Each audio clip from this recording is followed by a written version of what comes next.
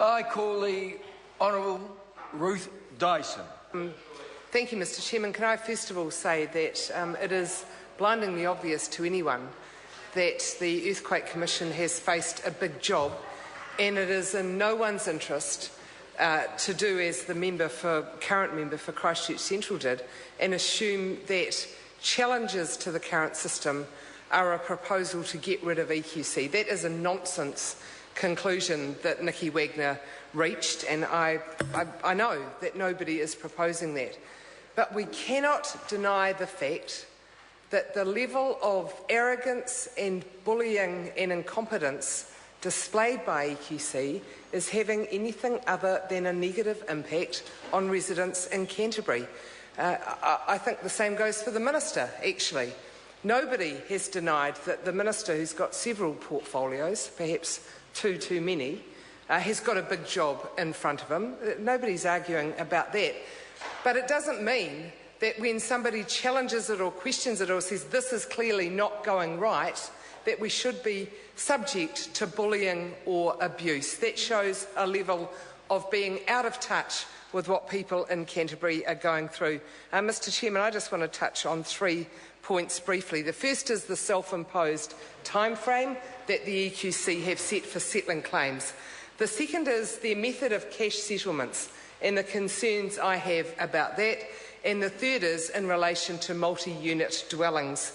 Mr Chairman, I think that people in Canterbury deserve certainty, they deserve support, they need to know that the government and government departments and agencies of government are on their side and working for a positive resolution of the huge tragedy that everyone has felt in one way or another. It's affected different people in different ways.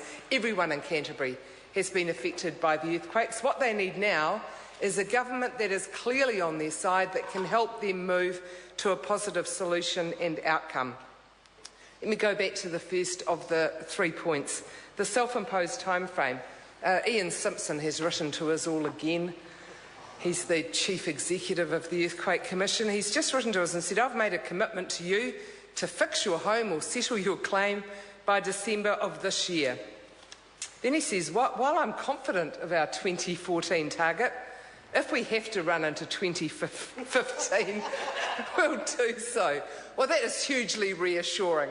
We're committed to fixing everything by the end of 2014, but if we don't make it, we'll go into next year. Well, what a reassurance that this is in writing from the Chief Executive. That gives us no reassurance, Minister, and I think you should be on his case and on the case of the Chair of the Earthquake Commission to give us correspondence, give us timeframes that mean something, or stop wasting the stamps.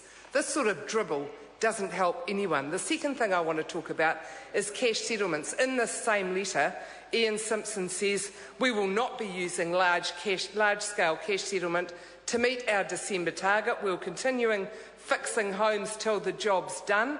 That is just untrue.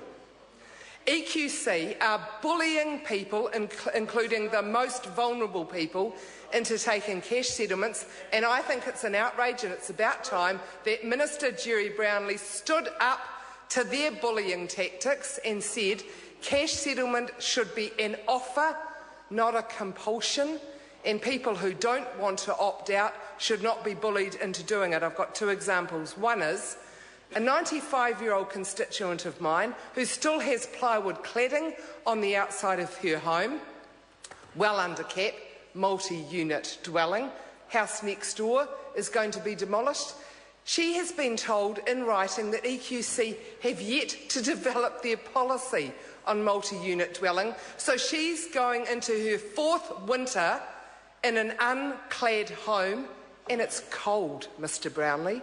It's just cold. She's not blaming you. She's pretty generous. But I think the buck stops with the Minister, and she shouldn't have to do that. She's been told she can cash settle or join a very long queue. She's 95 years of age. She's competent. She's able. But it is EQC's job to fix her house, not hers. I've got another example, Mr Chairman, that I'll just briefly read out to the House. This is from a senior claims manager in EQC. that says to a person who does not want to cash settle, I will again insert our rights to cash settle, quoting section 29 of the Act. A bullying threat to cash settle, not an offer. It's not good enough, Mr Brownlee, and the Minister needs to take responsibility for stopping that practice. Mr Speaker. I call the Honourable Jerry Brownlee. Mr Speaker, I should respond to some of those comments offered by the Honourable Ruth Dyson. The first point I'd like to make, though, is that EQC has